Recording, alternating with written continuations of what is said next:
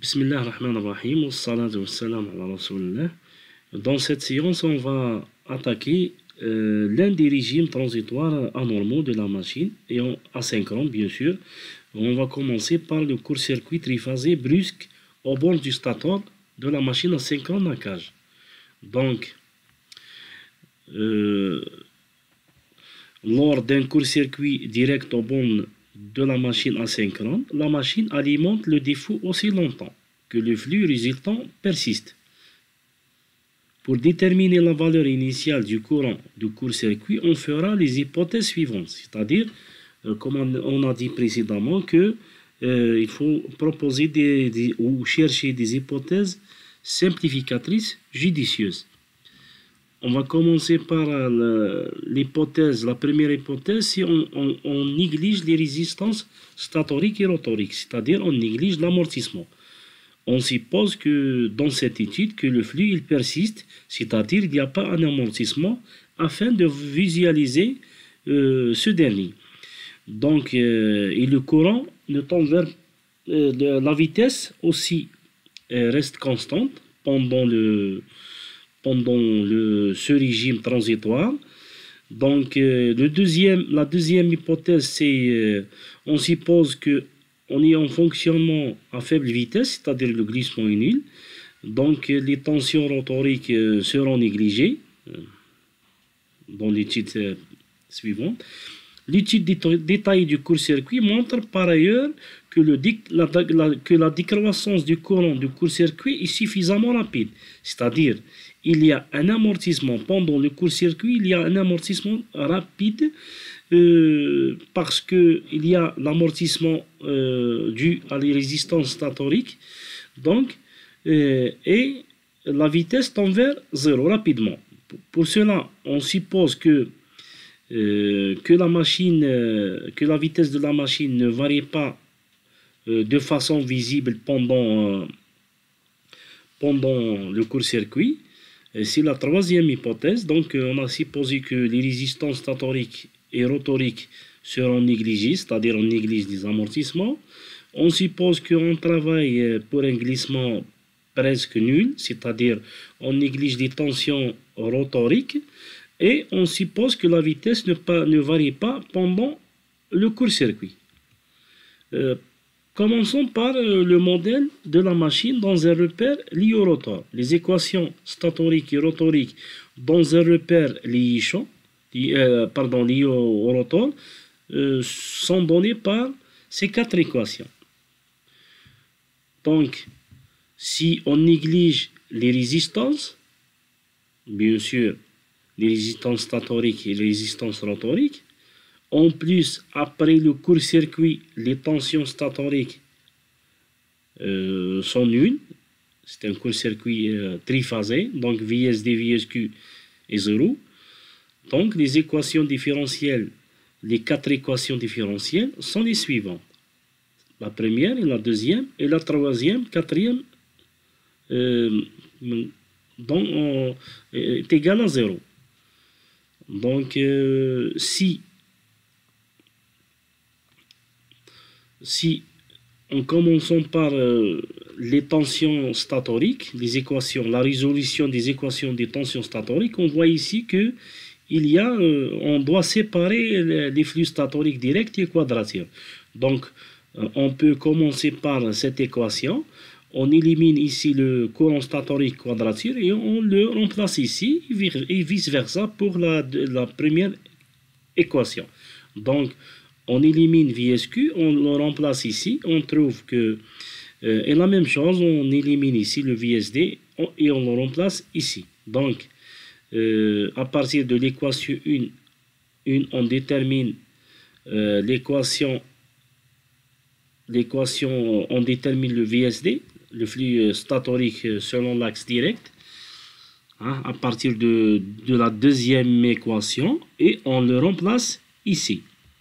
Donc, on doit avoir des équations différentielles avec le même variable, c'est-à-dire une équation différentielle seulement du flux statorique, dérivée du flux statorique et le flux statorique direct, et une équation différentielle avec un seul flux quadrature, dérivé du flux quadrature, et le flux lui-même en quadrature.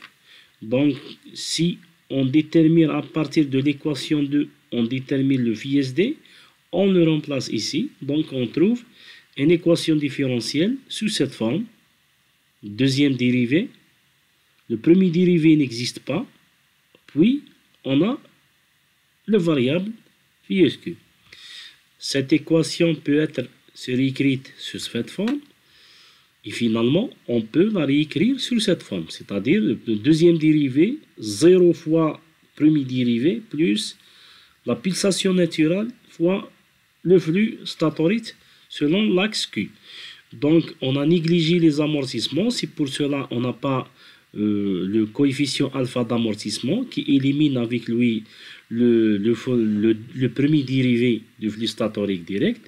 Et la même chose, si on tire ici de l'équation in phi SQ et on le remplace ici, on trouve la même équation. C'est-à-dire, généralement, on peut conclure que cette équation, deuxième degré, a la réponse ou la résolution d'une équation deuxième degré est représentée par cette équation. Donc, on travaille dans les régimes variables où les variables sont complexes, donc on a un régime pseudo-périodique qui a la réponse suivante. Donc c'est la réponse d'une équation différentielle deuxième degré. Donc on peut conclure que le flux statorique de la machine a la même forme que celle-ci, seulement que l'amortissement est nul. Donc la résolution ou la solution de cette équation différentielle est identique à celle-ci, seulement on a négligé l'amortissement, c'est-à-dire le coefficient alpha est nul.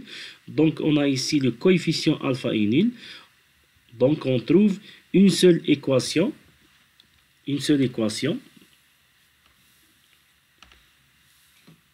On trouve la solution de l'équation différentielle avec sans amortissement. C'est-à-dire on a le premier terme, il représente la solution du flux phi SD, et le deuxième terme, il représente la solution du flux phi SQ. C'est-à-dire on a ici le phi SD est égal à phi S0, c'est-à-dire le coefficient A. Aux conditions initiales, on trouve que à l'instant initial, le flux statorique, le coefficient A correspond au flux statorique à l'instant initial. C'est-à-dire on a la solution de phi SD est égale à phi S0 cosinus oméga S de t moins phi 0. Et on a aussi le flux statorique en quadrature, qui est le deuxième terme, c'est phi SQ est égal à phi S0 sinus oméga S de t moins phi 0. Voilà. Donc,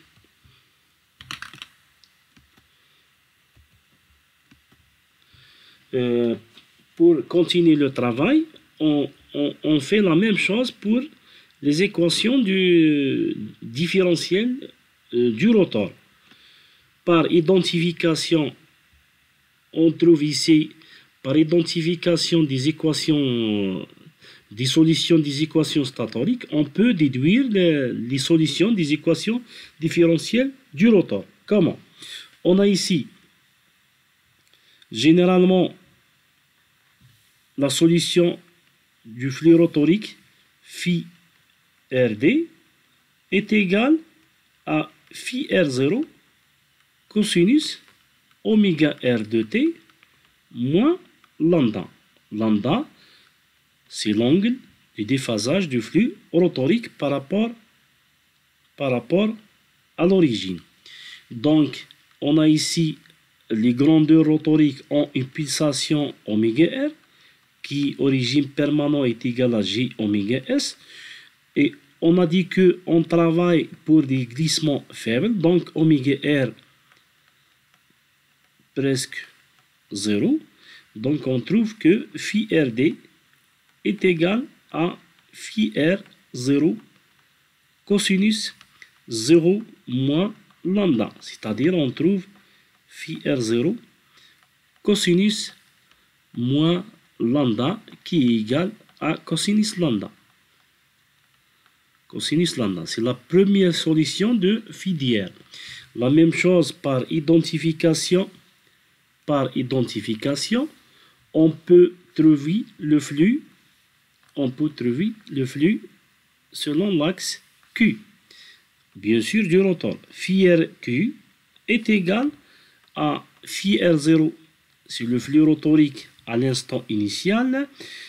Par identification, on a ici moins un sinus.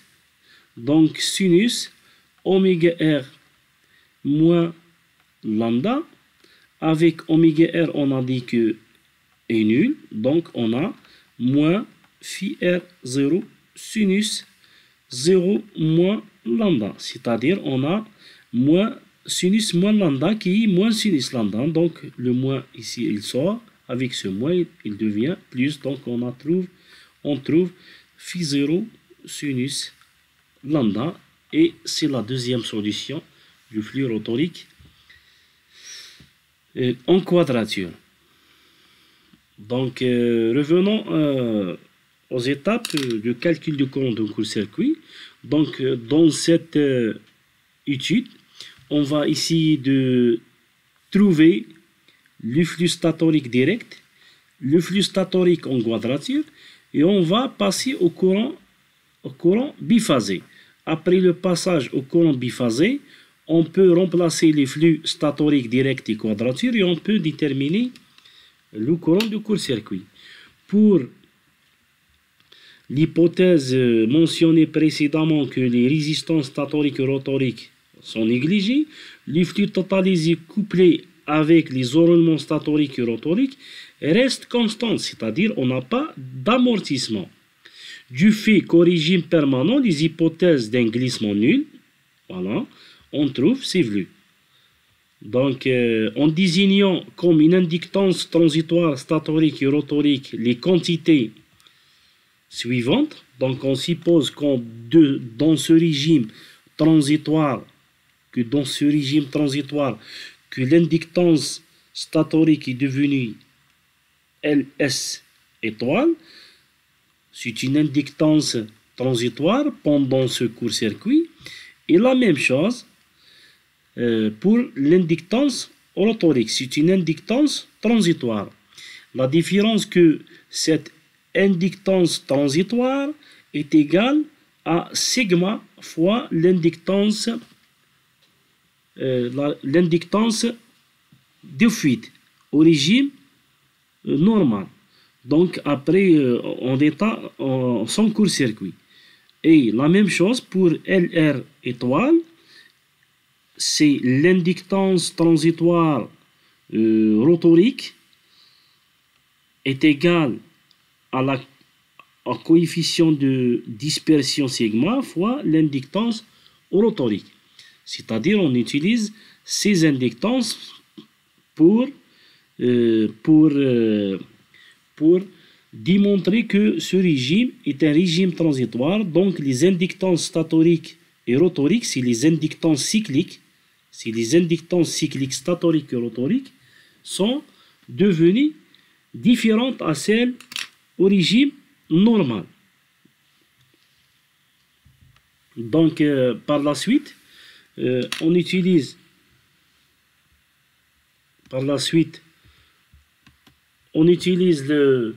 les courants biphasés statoriques et rotoriques afin de combiner avec les flux pour déterminer la valeur du courant statorique.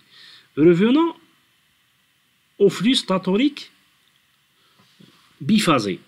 La modélisation de la machine asynchrone nous a donné, dans le modèle de Park, nous a donné 4 équations de flux. 2 équations selon l'axe D et Q du flux statorique, Bien sûr, chaque flux, chaque transformation biphasée, triphasée nous donne deux circuits. On a ici, par exemple, sur l'axe D, on a ici, par exemple, sur l'axe D, et celui-ci sur l'axe Q. Donc, sur l'axe D, on a par exemple le bobinage qui est parcouru par un courant ISD, et un autre bobinage parcouru par un courant IRD. Et ici, on a un bobinage ISQ et un autre bobinage qui est le IRQ. C'est-à-dire, on a ici un flux propre selon l'axe D. Donc, si on veut déterminer le flux selon l'axe D, le flux statorique dans ce bobinage est égal au flux propre plus le flux de la mutuelle. La mutuelle des deux circuits sont nulles par rapport à ce circuit puisque l'angle est de pi sur 2. Donc la mutuelle dans ce circuit, le flux dans ce circuit est égal au flux propre qui est l'inductance cyclique fois le courant qui parcourt sur ce circuit plus la mutuelle entre ces deux circuits, c'est l'inductance LSR fois le courant qui parcourt ce circuit. Et par la même procédure, on peut déterminer les trois autres flux. Donc, revenons aux démonstrations du courant statorique. Donc, on va ici, à partir de ces quatre équations, de déterminer ces équations. Donc, on peut utiliser l'équation pour déterminer cette équation, par exemple. On va vous démontrer une équation. Les autres sont identiques où on peut trouver ou les déterminer de la même façon. Par exemple, comment on peut démontrer que le flux statorique phi ds, il peut être réécrit en fonction de l'inductance subtransitoire. Donc, on a ici le courant, à partir de la troisième équation, le courant IRD est égal à phi RD moins LSR ISD divisé par, c'est-à-dire à partir de cette équation, l'équation 3. On détermine le courant IRD, qui phi RD fois moins, par exemple, moins LSR ISD divisé par LR.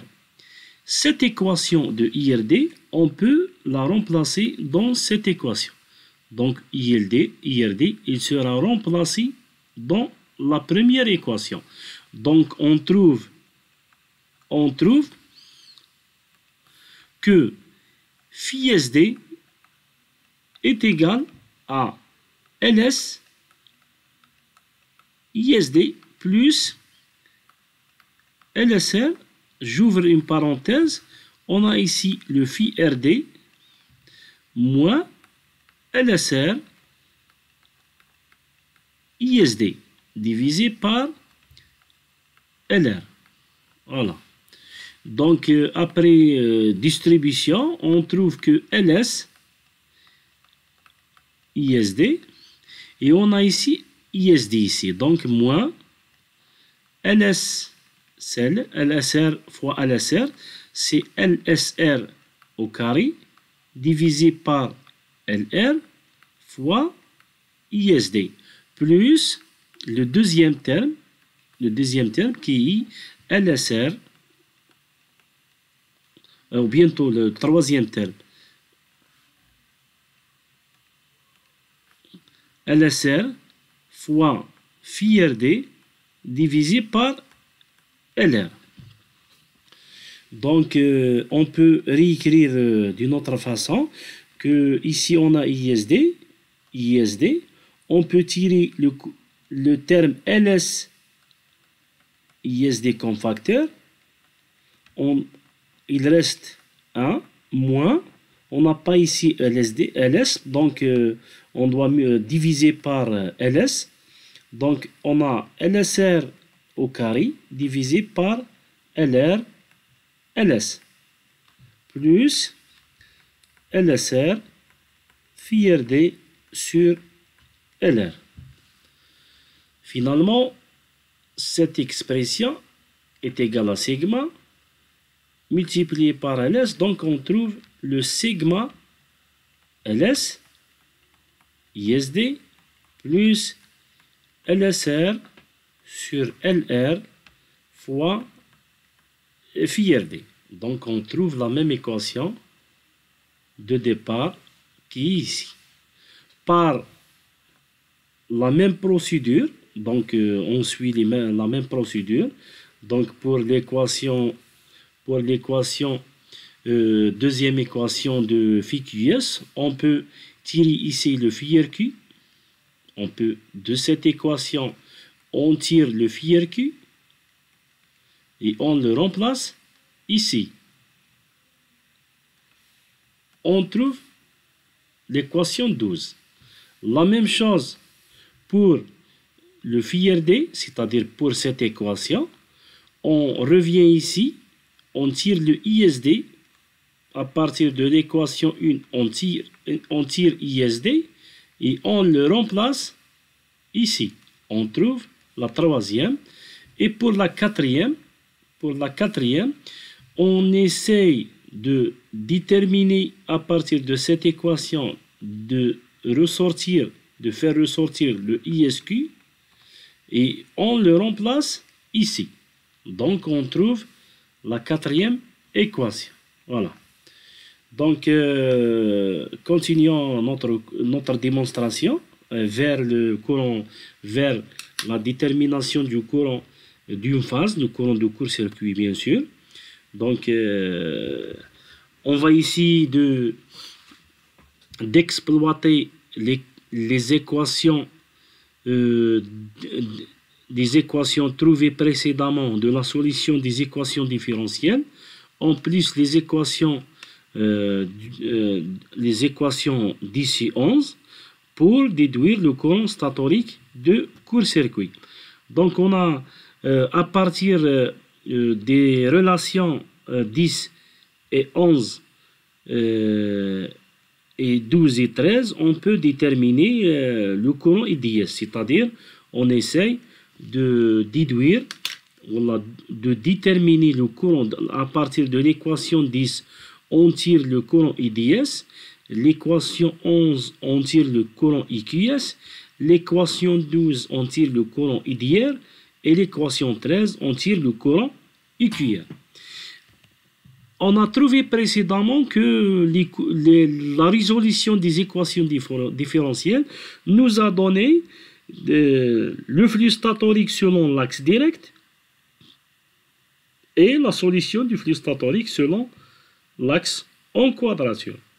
Donc si on remplace ici les équations, on remplace le phi d'hier ici par la relation correspondante et on remplace ici le phi ds. Donc la même chose pour le courant IQS, on remplace le flux phi QS et on remplace le flux phi QR.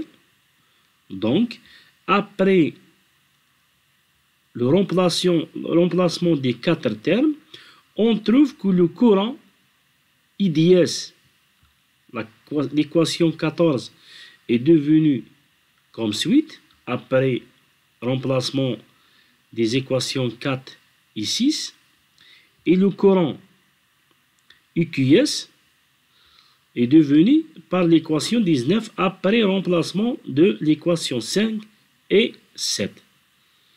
Donc, on a trouvé les deux composantes directes et quadrature du courant statorique. Donc, on a terminé le travail. Il nous reste seulement de faire la transformation inverse de Park afin de déterminer le courant d'une phase et tant que le court-circuit est triphasé, équilibré ou symétrique, donc le courant de court-circuit de la phase A est identique à celui de la phase B ici. Donc on doit déterminer seulement un seul courant qui est identique pour les autres phases. Donc selon la transformation de Park, on a ici jusqu'à cette étape, on a déterminé le courant IDS et le courant IQS. Donc à partir de la transformation de Park inverse, on peut dire que le courant du court-circuit est égal à la transformation, la matrice de Park inverse fois les composantes biphasées. Donc le courant de la phase A est donné par cette expression. C'est le produit du premier terme, cosinus oméga de t, et le sinus oméga, sinus θ s. Donc, si on veut trouver le courant dans une phase, de la phase A, donc on doit multiplier le cosinus θ avec le IDS, et le deuxième terme, c'est moins sinus θ avec le QS. On n'a pas inséré dans cette étude la composante, la troisième composante qui représente la composante homopolaire. Donc le courant IA est égal à la composante IDS trouvée précédemment par l'équation 18 et la composante EQS ici, c'est EQS, pardon, c'est EQS par l'équation 19. Par l'équation 19. Donc ici c'est EQS. Voilà. Les deux courants trouvés précédemment selon l'axe direct et quadrature sont donnés par ces équations. On les remplace ici. Donc on remplace IDS ici et le EQS ici. On trouve le courant, l'expression finale du courant statorique qui est représentée par cette quantité. Hein. Cette quantité, c'est le courant statorique. Voilà. De court-circuit dans une phase. C'est le courant de court-circuit de la phase A. Donc, à partir de ce régime transitoire, la simulation de ce phénomène transitoire a été effectuée pour deux valeurs. On a supposé ici que l'angle phi0, pour la première étape, que l'angle phi0 est égal à 90 degrés et l'angle lambda est égal à 102 degrés. Donc on a ici deux valeurs. Pour phi0, on a supposé à l'instant où le défaut où le court-circuit apparaît au bord du stator, on a ici un angle phi0 qui est 90 degrés et un angle lambda qui est 102 degrés. Et on va voir à peu près l'ordre de grandeur de ce court-circuit. L'axe du courant du court-circuit a été représenté sur la base du courant nominal, c'est-à-dire on a divisé par un courant nominal de la machine. Donc on voit ici que pour ces deux conditions initiales des flux statoriques et rotoriques, on trouve bien que le courant de court-circuit n'est pas amorti puisqu'on a négligé les résistances statoriques qui amortissent ce courant. Donc le courant il continue son évolution temporaire, son amortissement. Cette valeur presque 6,5 est égale à ICC divisé par I nominal. Donc on a ici un courant du court-circuit qui est 6,5 est nominal.